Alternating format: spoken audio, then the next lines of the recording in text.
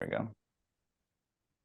All right. On today's episode, we welcome on a very special guest. He is Brandon Chen. He's an author and executive producer of manga, webtoons, novel, and games turned content creator. I stole that from your LinkedIn page, Brandon. I hope that's okay. That's okay. That's pretty accurate because I wrote it. Yeah, So yeah, yeah. And I want to make sure. And then joining me today is my co-host is Bryan Soroka. He is our co-founder of Anime Village. So very happy to have him join this one. This is a very special episode. I think I'm in the presence of some great manga authors, and I'm just a lonely podcaster. So would be a great episode to speak to you both.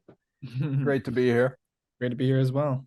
Awesome, awesome. So Brent, I guess first question I want to ask you is, you wrote all these mangas and you're a great author, but like at what age did you decide you really wanted to get into writing mangas and like creating your own animes? Yeah, I think so I started off as a novelist. At that time, I was really into anime and manga. So a lot of even the novels and stories I was writing was all inspired really heavily by that medium.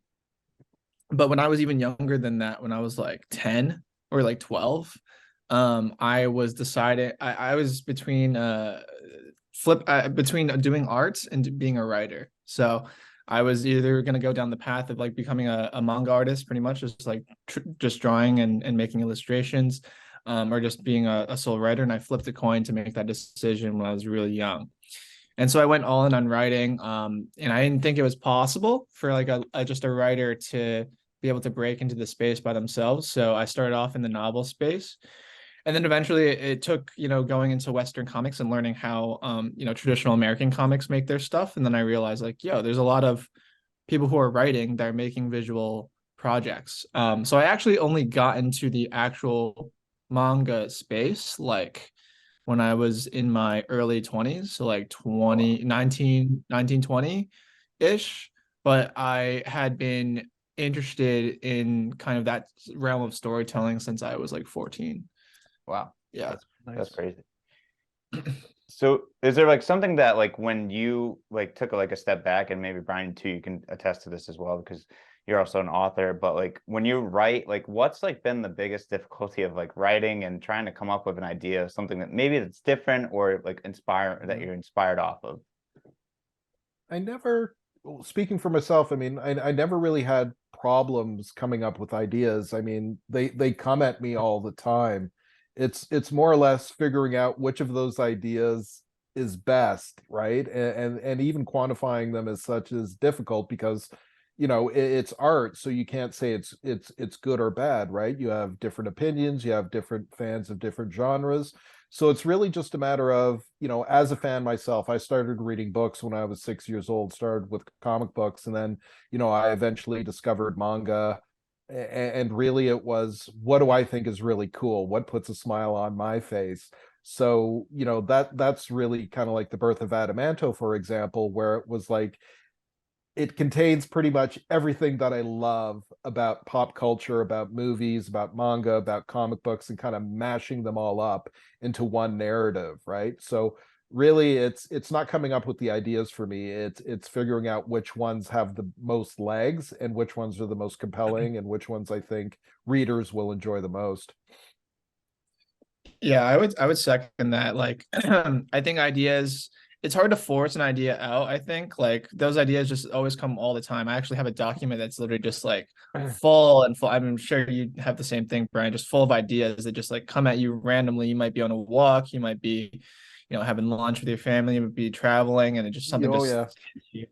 And so it usually takes a pretty long time to actually make one of those ideas like actually happen. And by the time it actually happens, you have more ideas that just like happen, just that come to you just from naturally living your life. So, I think that's something that I always tell a lot of writers is like you have to live like, experience and consume things, whether it's experience in life and whether it's what's it called?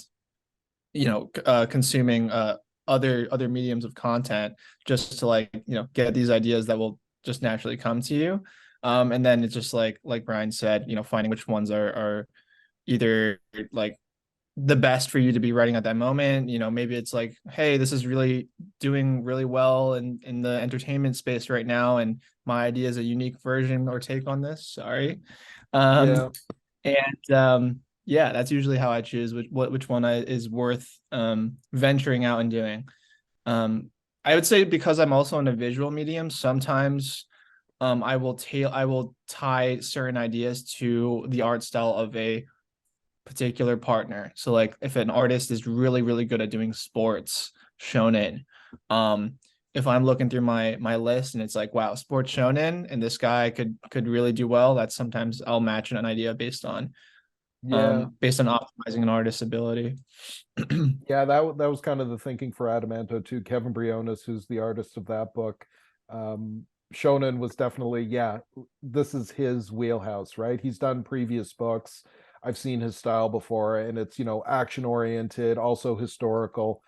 And so his style just fits that really, really well. So our next book, which is a supernatural title, Undead Reckoning, that might be a bit of a different take, right? The style, the feel, the look of it is going to be a bit different. So we'll get another artist who's, you know, whose style might be a bit better suited for that. Although if you're a really good artist, you can pretty much adapt your style to any kind of genre. Mhm. So Brandon, you draw as well too, right? Like, is that like something that you do? Because I've seen like some of your stuff pop out. Is that yours on LinkedIn, or is that something that like that you So share? I don't I don't draw anymore. I used to draw and then now Yeah. I do too many projects. So the most I'll ever do is like storyboard something, but even then, like now I have like artists that I work with that will like adapt that storyboard into something that's more what's it called? Like refined, right? Like Yeah. refined inks, etc. So most of the stuff that is going on my LinkedIn are projects that are in partnership with other artists. Yeah.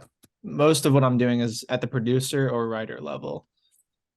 That's cool. That's really cool. And then, I mean, what when you wrote your first manga, how long did it take you to come up with that? And then the character design and like the story as well too. I mean, I was trying to look up like the first one, but like what was exactly what came up with the idea behind that?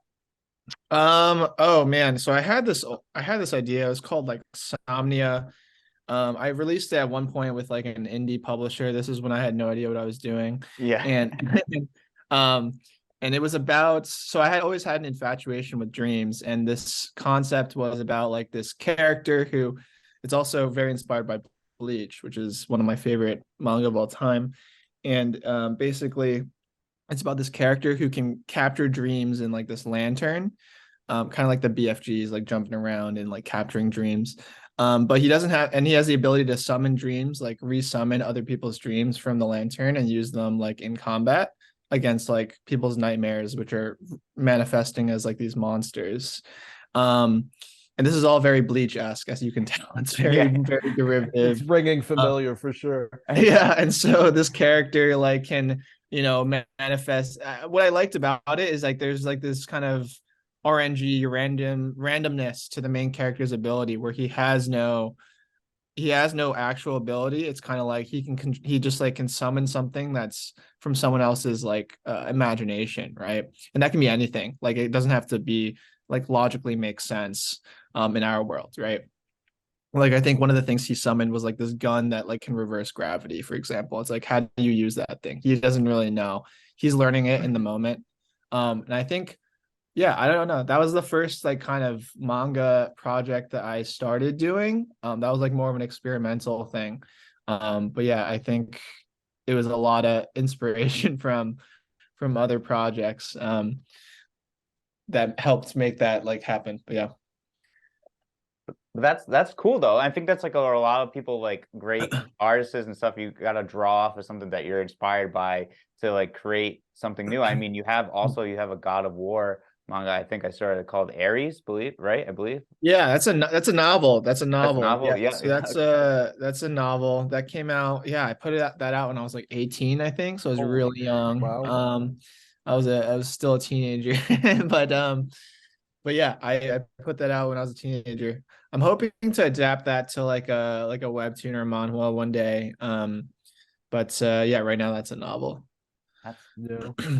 That's crazy. So like were you mad that like God of War the game came out, or was that like anything? No, I mean, here's the thing, because God of War, the game came out, like the original game came out when I was in fifth grade. I remember I was in fifth grade or something, and I was like, and all my friends were talking about like this crazy game, Greek mythology, like it's about like this guy is killing gods. I'm like, wow, that makes no sense to me. I'm in fifth grade, whatever. And then like they took the IP in a whole new direction, like when I'm an adult, like in college and stuff. And I was like, wow, that's so cool. I mean, like, you know, when I made the name of the series, I'm like, wow, that's not like the newest name out there, because the whole mythology, the whole mythos behind Greek mythology has been done a billion times. It's just like, how can you take something that's been done and everyone takes inspiration from this like very culturally heavy thing, very culturally relevant thing, and like how do you make it different, right? Yeah. So even like the concept of God of War is not even about because it's about this Persian kid who finds a dead Greek god and then like basically cannibalizes them and gets their powers, right? So Nice. it's a different version of that tale, but yeah. Yeah. That's As, crazy. as That's crazy. coincidence has it, Adamanto pulls from Greek mythology as well. The whole root of power for the Adamanto is the Nexus of Adamanto, which is made from Harpe, which was Perseus's sword that he used to kill Gorgons, most notably Medusa. Mm, So mm, adamantine is actually pulled straight from Greek mythology. That's where Marvel gets adamantium, right? yeah. So we kind of we took the lore and we took, okay, here's this indestructible material. We Mhm, combine it with blood magic to create this, weapon, the likes of which God or man has never seen before. And that's kind of mhm, like the impetus for the book and moving forward, how the Yamato clan, led by Shinichi Tanzo, goes to overtake the Byzantine Empire, the Tang Dynasty, and mm. the Al Caliphate of the Middle East. That's kind of like the underlying tone of Adamanto. Cool.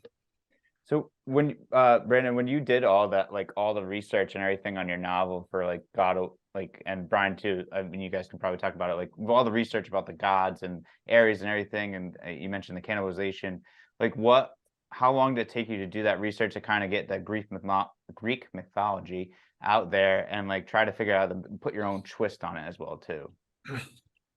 Yeah, I mean, I've been pretty obsessed with mythology since I was a kid. Like I read like the Odyssey when I was like in elementary school or something, and like and like I was really into that kind of stuff. And then obviously like all the Percy Jackson stuff, like the entry level, like how you get kids into mythology, and then you get interested and you read more and you read more.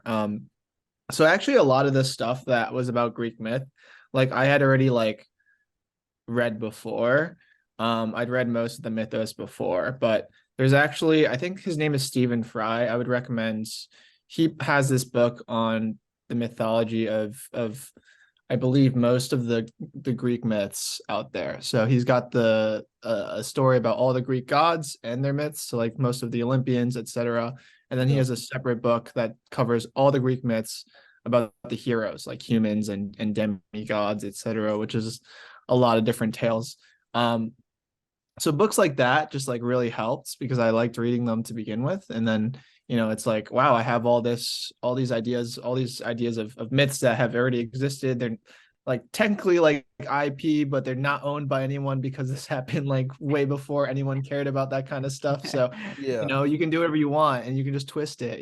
So that's kind of what I did, which was, I was super into this stuff. And even a lot of my webtoons and manga these days, like even one of my biggest series is called God Game, which is all about every single pantheon in mythology, like all in like a death game scenario. So I think I bring mythos and religion and that kind of stuff into a lot of stories that I do. Yeah. Yeah. Kind of sounds like Record of Ragnarok a bit. Yeah, it is kind of like Record of Ragnarok. It's more like it's kind of inspired by this other series called Blue Lock, actually, which is Mhm. actually a soccer series. Yeah. But yeah, the series is about like God, like the Christianity God, like God, right? Pretty much imports 2 million souls like from across time into this death game. And in the death game, they have no memories, and they're competing to get those memories back and try and like discover why they want to live, right? But also, it's kind of like Record of Ragnarok, and because you have all the gods across the pantheons that are putting bets on people, and so you're getting sponsored by these gods from like different mythologies as Yeah. you're playing through the game. Nice. So That's so cool. That's a really cool idea. I like that. That sounds like a lot of fun to play, and that's such a cool idea. How did you get into producing webtoons along with games and stuff like that? um I would say the video game stuff, like a lot of some, like it's mostly came because I was like posting stuff online, and like these like video game like creators, like CEOs and stuff would just be like, wow, we really like, how you're telling your story. We'd love to bring you into the narrative to do some work for our game, etc. And so that's how I started getting into writing for narrative for video games. And then for the webtoon space, I won this Japanese manga competition called Kyoto International Manga Competition, and I also entered Shonen Jump Tezuka 100, and we got like a lot of people who read the submission. And basically, what ended up happening was a lot of the webtoon like guys would be like monitoring like the art talent behind these competitions, and so they would basically, one of the editors like recognized me from both my videos, both my submission to Shonen Jump Tezuka, and they were like, yeah, we'd love for you to do like to pitch to us. And so I pitched 2 series, both of which are greenlit, and one of them's out. One's called Just a Goblin on Webtoon. It's an original, and then Samurai no Tora, which is coming out soon. And basically, yeah, from there, like basically a lot of publishers just started to reach out for the originals, just asking me to pitch stuff, and I was like, yeah, let's do it, sure. Oh my God, that's so cool. So that explains the name down below. Yeah, that's why my name is Just the Goblin. I'm like, that's my title. Let me into the call, please. Mystery solved. Yeah. I love it. That's awesome. So you've gotten a lot of experience of like being able to pitch mangas and like pitch your webtoons and produce all this stuff. I mean, and what are you? You're young, right? You're like 30, 28. How old I'm are you? 26, 26, 26. turning 26, turning 26 in May. Yeah. Wow, you guys are making me feel old. I mean, what's been this journey been like, just to be able to see pen to paper and things start to come to life as like, start to see it as a webtoon, seeing it get produced as a game. Like what has all this been like for yourself? I think this was like a dream. I mean, it's been a dream to be able to do this for a living, right? Like I was pretty risk averse growing up. So like I went to school, NYU, for like comp sci, econ, like double major, whatever. And I was on the path to being a finance tech bro. I was doing that for like a couple of years out of Wow. college while I was writing, but the pandemic really let me have the time to be able to do like, write more, and also just like market more. I think what a lot of creatives like don't do is they don't market themselves enough. And so a lot of what I do is like marketing, honestly. Like it's like, it's putting out the projects, but I put equal amount of effort into actually marketing those projects myself. Sure. So whether it's like putting my face behind it, so like, I have a pretty large following as a result of TikTok and all of that, I attribute a lot of the success I've had with these series to actually like the social media like craziness that's been happening. So yeah, I think that was really what helped jumpstart everything. But it's been surreal in a really good way. Yeah. Yeah, I mean, you have an excellent social media presence. We follow you on Instagram too. I mean, on top of the LinkedIn as well.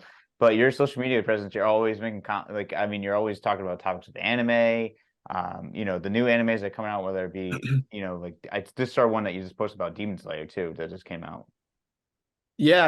I love talking about the industry. I love I mean, it keeps me informed. If I'm talking, if I feel like I have to talk about it, it keeps me informed about, what people are doing in the industry, and also like people love to hear about it. And then I like to be the guy who will know a lot of stuff about what's going on, in our little Yeah. entertainment sphere. Yeah, Yeah. great conversations to be had on LinkedIn, especially I find when it comes to industry speak. Mm, Met tons of people from Viz, Crunchyroll, mm. Titan Publishing, and they are always promoting the books and the shows that they're putting out. And when I come in, comment on their stuff and talk about our stuff. So it's really, yeah, and especially during the pandemic, it's been a great opportunity to really get engaged with these people and get to know one another's IP and how we might be able to work together and Yep. feature them in our metaverse and vice versa. So yeah, it's been very, very cool. Yeah, it's crazy. It's crazy, like how, like, I think the pandemic too had made this anime manga explosion just make it more here in the United States. I mean, how well have you, like, you've seen that? I mean, what's it like to kind of see, I guess, like, and I think Brian and I we talked about it too, but like kind of see like things New York Times, like see mangas be on the New York Times bestsellers, and then see animes be like Yeah. really popular, movies and everything. What's it like to see that, Brandon? I think it's amazing. They used to make fun of us at the lunch table, but yeah, because I mean, like, it used to be a very niche thing. Now I like see some like crazy stats, like, about how, more people are watching anime outside of Japan than actually in Japan now. It's like the manga sales are going crazy. The webtoon industry is like projected to be, I don't want to say numbers because I don't, but like multiple billions, many billions in the next like 5 to 10 years. It's kind of insane how big like this kind of digital nerd culture has become. And I'm seeing it at a lot of the conventions too. There's just an insane amount of people just like swarming into these places. And I think it's great. I see like it's the trio. It's the animation space, it's the comic space, it's the video game space. They're all kind of doing pretty well. I would say like Western comics have not been doing so good, but I would say like the Eastern style comics have Yeah, been, that's I think Eastern style everything going crazy. But yeah. you're being a bit kind when you talk about the Western books. I think that's been kind of like the confluence of events that led up or has led up to the popularity for manga and anime. You had the pandemic, you had people searching for different forms of entertainment, different outlets of entertainment. And then you have the decline of the Western books by and large, Mhm. simply because, they're writing to push agendas as opposed to just having fun, right? Like Mhm. when I picked up my first comic book, that's why I kept coming back. It's to have fun. This is why we Yeah. write these stories. Is it's a form of escapism, and we Yeah. want people to have fun. We don't want to start pushing, ideologies down their throat. Yeah. You can pick up a newspaper, or we don't have newspapers anymore, but you can just go online and check out news articles if you want to, Yeah. keep yourself abridged of that. Our job Yeah. is to entertain people, and that's what Mhm. manga does. Like far better, in my opinion, than Western books do, and anime far better than Western animated shows do. At least at this point. That's not to say that it's always going to stay that way, but it's great for the industry because look at how it's grown over the past 3 to 5 years. It's absolutely insane. Yeah, it's been crazy how well like the industry's gone up, and like how much we've how much anime has come. I think, Brandon, you hit the nail put the nail in the coffin on the one where it's like, it was a lunch, you get made fun at the lunch table for like, being someone that was into anime way back in high school. And now like a day I was like, I would share a story too, and I was in high school, I'd like had friends come over, like, I gotta hide my like Dragon Ball Z tapes or whatever, Mhm. or like, was kind of like embarrassed, I didn't want to get in front of, but being like on athletes on teams and stuff like that. But like it's now it's like like you're out in the open, and everyone enjoys it. You've seen it, and then like athletes are wearing like anime stuff. You've seen Yeah. Jamal Williams, the running back for the Lions, is always wearing like Naruto stuff and stuff like that. It's crazy. Yeah, it's definitely insane. And I mean, even a lot of these big corporations, I mean, like some of them are, I can't say names, but some of them are starting to get into like building their own IPs in the anime and manga space, Yeah. which because they'll be like, yo, Brandon, like, do you want to like spearhead this thing? And I'll be like, I don't have time. But like it'll be like these are like big companies that are just like all doing, they're all, and they're not even real, some of them aren't even related like to a manga or an anime. They just have a fan base that really likes manga and anime, right? Whether it's like in the basketball space, like or they're adjacent, right? The video game space, etc. And they like to build, they see benefit in like building intellectual property in the space because of just how bonkers the growth is, right? The projected growth. I mean, even in Japan, they have the demand is so crazy for animation that they literally just like don't have enough. They just like don't have enough. They're just pumping out so many anime, and they're just like, I don't even have enough people to do this anymore. We don't know what to do. It's just crazy. Like what? It's like Mappa, right? They're just taking on so much. Mappa's just taking everything. They're just like, let's just take them all the adaptations. We need to run this. It's definitely a factory. It's absolutely nuts. Well, it's also too because like I don't know if you guys heard what like for the movie Creed 3 that Michael B. Jordan has like directed and is produced, that a lot of his fight scenes are inspired from animes. And like he for the new box movie, which is will be very interesting to see that like how that like he adapts that into real life. And because he said a lot of like he took a lot of the fight scenes to put them into from the animes. It's very interesting. That makes a lot of sense because I mean that's one of the things that grabbed me when the first anime that I ever watched was Battle of the Planets, Gatchaman, right? So it was, and I couldn't put a name to it because I was so young, but it was the choreography, it was the movement, right? It was so like just dynamic and so far beyond anything I'd ever seen in any other animated show. So it makes total sense for Jordan to go say, yeah, we're going to choreograph or base some of the choreography based on what we've seen in anime, because the action scenes you can't beat, right? I mean, they are just right up there with anything you can put against them. Yeah, it'd be awesome. I mean, I think, and especially being a Rocky fan, I mean, he always gets, and you never see a real box match like that, but he always gets knocked down, gets back up. So it'd be interesting Yeah. how they bring that back to life. Yes, Bring it have to some life. anime flashbacks, as he's getting up, he's sweating, he's like my family, and then he gets up and the crowd gets wild. There's like the blue lock, the jigsaw puzzle, trying to figure it out as he's like in the ring. Yeah, Like, how can I devour this guy, or like figure out it's like a massive aura, like his shirt explodes. That would be really cool. going Super Saiyan in the ring. That'd be awesome. Yeah. But I know Brandon. I mean, you have accomplished so much at at a young age of 26. I mean, what's next for you? What's your biggest goals going forward? Biggest goal, I say this all the time, trying to get an anime adaptation before I turn 30. And the reason I say nothing wrong with the age of 30 is just like I think there's this kind of what's it called, like stigma around the age of 30. It's like all, for young people or for parents as well, they're like, yeah, we want you to get married by 30, all this stuff. But I'm just so dedicated to this world and this the stories I'm telling, that I just like twisted on my parents pretty much. For like kids by 30, I'm like, all right, I'm just gonna get an anime by 30. So that's kind of a joke, but it's kind of not a joke because I do have it like stamped everywhere. Like it's on every single social media. I say in like a lot of my videos, to keep myself accountable for that goal and to put that manifestation out there, because I know a lot of industry professionals are just like seeing it, and they're just, one of them's gonna bite one of these days. They're gonna be like, you know what? Let's just give it to him. I love it. I think that's a great goal. I've actually seen you post that goal, so I figure I kind of knew that was coming. But Yeah. yeah, but it's awesome that you set that goal for yourself. I mean, you have so much going for yourself, and I think that's an ultimate goal to have and be able to get there. Like like the universe has a way of working out in some sort of way, and the manifestation, it's gonna happen.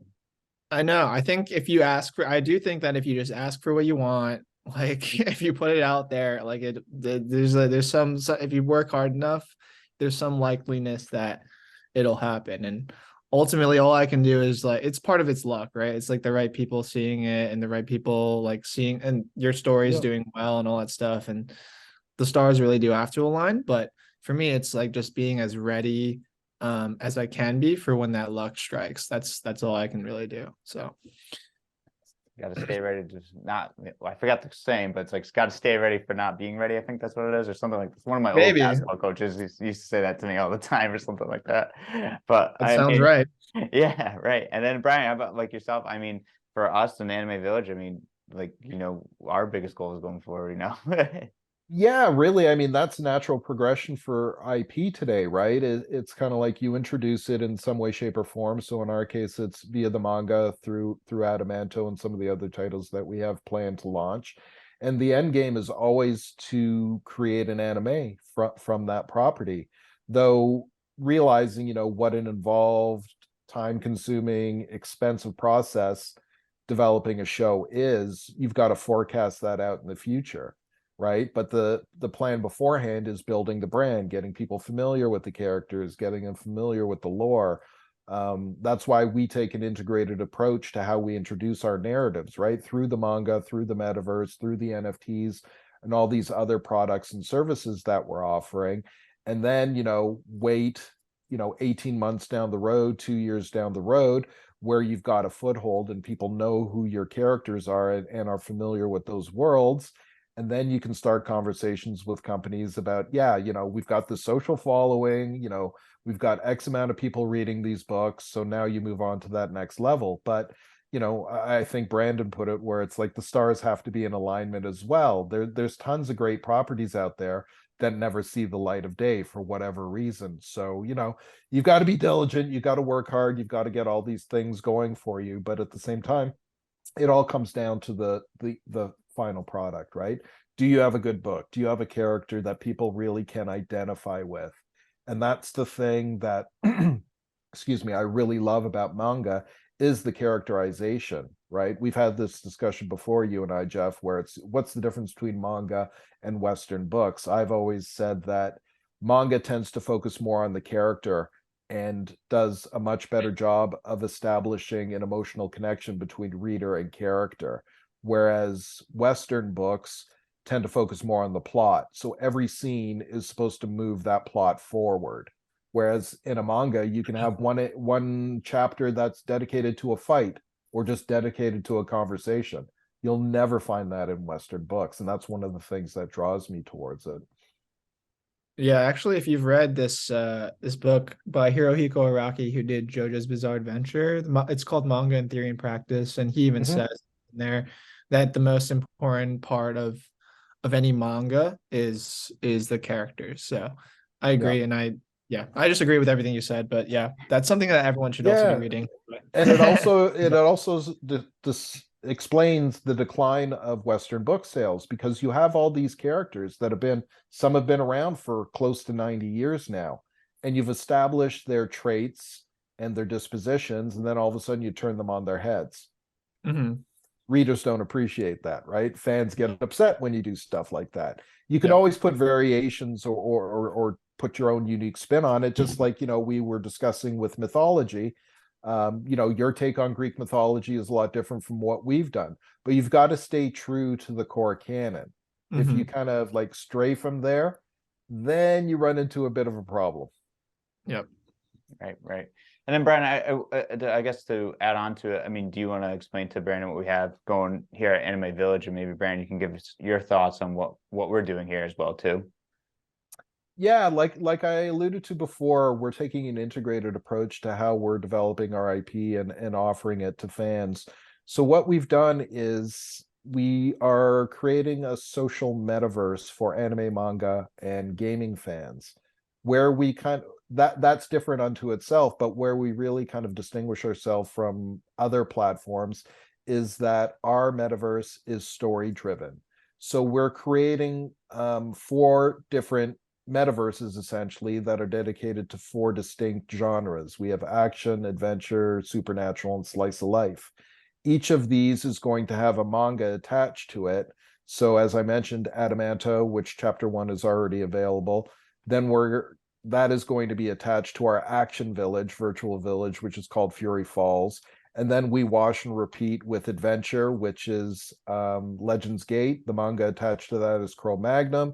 We have Slice of Life, the metaverse, which is going to be Harmony Hills. We have a manga that we're developing for that, which is called Tuning Kigo. And then finally, we have Supernatural.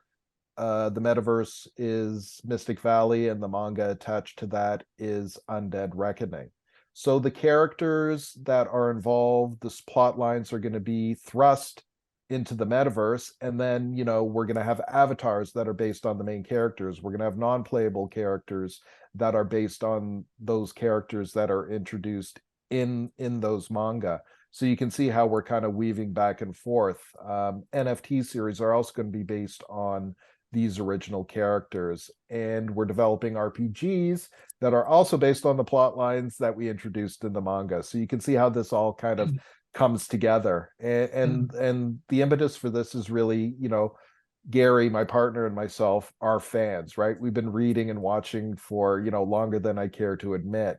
So that's made it a lot easier, because if we look at it and it's got that kind of cool factor, or that, yeah, I'd buy that, or I'd read that, I'd watch that, we know we're on the right path. Cool. Yeah, no, it seems like it sounds like a lot of stuff that's being built around this, because it's all one intellectual property kind of, right? It's you're saying all these different metaverses, are they interconnected in some way? I mean, Yeah, they're connected, right? Yeah. we have a hub, which is Village 555, and then built all around them will be those 4 genre islands that I discussed. You can interact with any of them as you please, right? Let's say you have a Shinichi Tanzo avatar, you can go into any of those other villages and interact and do what you please. It's just that we created the different genres knowing that as manga readers and anime watchers, people always have their go-to genre, right? Some might like mech, some might like historical, whatever the case may be. So we wanted to make sure we catered to everyone without watering the message down. And the way we do that is by creating these different genres. And the plans are to level subgenres underneath those as we move along as well. Gotcha. Cool. That sounds awesome. Yeah, it's gonna be a lot of fun. I can't wait for it to be developed. And obviously, and then Brandon, we have a couple more questions too, and then we'll kind of go from there as well. And then we'll wrap it up, I guess. One is, what's next for you? Anything big planned, or like, do you have anything new produced coming out, or anything like that? Yeah, I think for me, obviously I'm serializing like a lot of stuff right now. So I have like, I don't know, like probably 5 series that are serializing right now ongoing, but that'll be bumping up to 10 by the end of the year. So we'll see if I'm alive. But but one of the things I've been looking into, and I thought about this, actually the Japanese, because we won a manga competition in Japan as well. So there's actually some editors in Japan who have been reaching out for like traditional manga, like production, pretty much. Been thinking about it, but obviously we all know that it's tough to do all those series that I'm currently doing, and then also like do Japanese manga, just because the production schedule or intensity for those schedules are like way more intense than what I've experienced from the Korean manhwa side. So thinking about it, but we'll see. Nothing set in stone. But and yeah, I think so. Those are the main things, just like focusing on the webtoon. I had a novel that I had written prior to all this madness. And it was a web novel, but I'm thinking about taking it to traditional sometime this year. So, and I think that won't be impossible. So that is a time-consuming effort. I released a novel in 2006. yeah, And it's probably my favorite and least favorite form of writing of all, simply because it gives you that safety net where you can espouse and go on and on and on for character descriptions and scene descriptions and all of that. But at the same time, it's easy to get lost in the weeds where it's like you can overwrite it and just go on and on and on without being interesting, right? Whereas if you're Yep. writing a manga script, for instance, you have to be much more to the point, and then you have the dialogue and how that interacts with your scene descriptions as well. Yeah, I would say like novel writing is the hardest of form of in my opinion, it's the hardest form of writing because every word that you write has to be perceived by the person directly, right? The reader is consuming your words directly versus like when you're doing a manga script, like you can describe like visuals or webtoon or manga or comics or even screenwriting. You're describing visuals usually, and then a director is taking that Yeah. and interpreting it as they will. And maybe the most that people are consuming at its very raw level is the dialogue, right? Which dialogue is important across every medium, super important. But for not for fiction writing, it's like all right, like the descriptions, all you like what they're how it's all laid out, all you everything is just all on the writer. So there's a little bit more pressure there, and obviously it's way harder to catch mistakes because everything is just a word versus like if I'm looking at panels, Yeah. like people are you can skip, people miss things, but it's just your eyes, and so it's way easier versus like 140,000 word novel, like, and you're like, wow, I missed this spelling mistake on page 37. That was terrible, and I hate myself now. you Been know there. Oh yeah. so Oh my God. Do you guys get any sleep, either of you? I mean, it sounds like you're both so busy with writing and thinking of ideas of things and stuff like that. Do you get any sleep? I sleep the proper amount. So I think because like it's all brain power. So if you're not sleeping, Exactly. you're done. Sleep is a much underrated commodity. You got to make sure to get your 8 hours in, otherwise you just can't think straight. Yeah. And that definitely doesn't help when you're writing. Yeah, Yeah. definitely not. Well, and then Brandon, I guess a couple more things, and then we'll wrap it up. Where can everyone find your stuff? Like, where's your website, or where can people follow you and consume consume your novels, consume your webtoons? Where can I find that? Yeah, I think if you just, I mean, you can, people who are interested, you can probably just Google Brandon Chen and it'll probably come up with something. But if you look at inspired.author on any social media, I should also come up. So, but yeah, and there's my website is usually just linked on all those places. But if you Google my name, my website will also come up. So Nice, nice. And then which has what's that? I said, and that should that has everything I've ever done ever, just like in one place. Perfect. And then last question is favorite thing to do outside of like, the writing and, and producing and creating games. Like what's your favorite thing to do outside of, mangas and everything? Do you like sports, like anything hobbies or any other hobbies? Yeah. I was a big like tennis player. I've been trying to get back. It's hard in New York to do that, but I think I really like traveling too. I like traveling and writing and while I'm traveling. So like last year I was doing this thing where I would travel somewhere new every month, which was really tiring and borderline expensive, but like it's just a fun thing to do when it's like, you get to see all these different places, how people live, different cultures. I was trying to go to different like museum. If I was going out of the country, I was going to a different museum and like in every single, different country and place. So it's really cool, just like traveling, which is a really basic answer, but like traveling helps my right. I try and like think of even when I'm like not doing things that are writing, I'm like, how can it contribute to my writing, which is ultimately living life, right? So I'm like, yeah, traveling is a good thing that helps my writing, but it's also a fun thing to do. Um, That's cool. That's really cool. I mean, did you go to the US Open too in New York? I think that was in tennis, right? yeah, Tennis I used to go to the U.S. Open every single year. Did you go this It's year? so fun. I didn't go this year. I think I was like in another country or something Oh. because I was traveling doing the travel thing. So I was like, wait, I missed the US Open this year. What am I doing? But yeah. Any big places to travel to next? Anything big? Um this year I'm trying to do less travel so I can focus on staying on on what's it called, health, because I'm really like about trying to go to the gym a lot more, and it's hard to do that when you're traveling. So I'm like, okay, let's like stay alive. And then also I think the next place, Japan and Korea. That's where we're trying to go end of the year. Nice, By the nice. end of the year. That's the hope. Nice. That's definitely my goal. That's where I want to go. That's Japan is definitely one of my goals. I think I would try to shoot for that for either the end of the year or go next year or something like that. Go with some friends. I have some friends that want to go out there. Yeah, it's like, how am I doing all this stuff? How am I working with all these people in Japan and Korea? And I'm just not like, I haven't been there. So what am I doing, honestly? So Nice, very nice. And Bryan, do you have any questions or anything before we wrap it up with Brandon? No, I don't think so. Just great learning more about what you've been up to, and we're following each other on LinkedIn, so always seeing your posts. Would be great to get some of your characters into our metaverse when we start building. So we'll definitely have conversations along those lines in the next couple of months.